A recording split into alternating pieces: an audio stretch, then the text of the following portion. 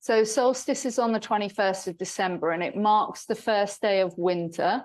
It's the shortest day of the year, with almost 9 hours less daylight than at summer solstice. And from then, the days start to get longer again. If you kind of go further north, like north of Scotland, Scandinavia, Iceland, the Inuit in North Canada, we kind of experience solstice to a certain degree, like the darkness. But in places like that, when you get to solstice, it's like permanent night, like all the time, right?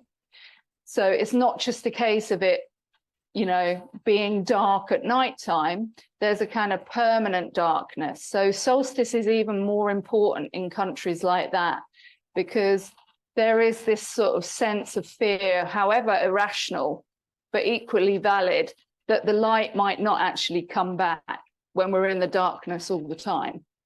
So there's often in those places a lot of prayer around solstice as a way to kind of call the sun back and the light back.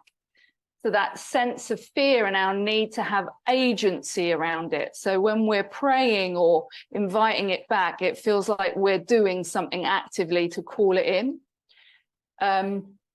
So we need to collectively summon the light back, and that can be hugely powerful.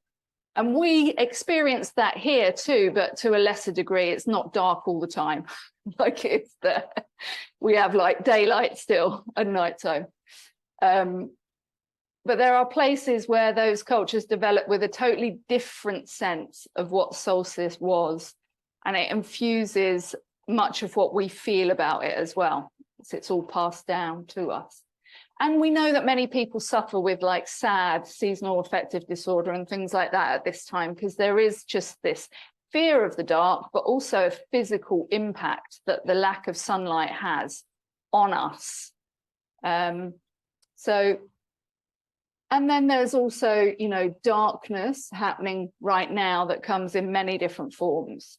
There's a lot of darkness in the world right now: killing, war, violence, genocide, and that's all going to have an impact on our psyche. So we're bearing witness to everything that's going on currently in the world, and we're welcoming back the light.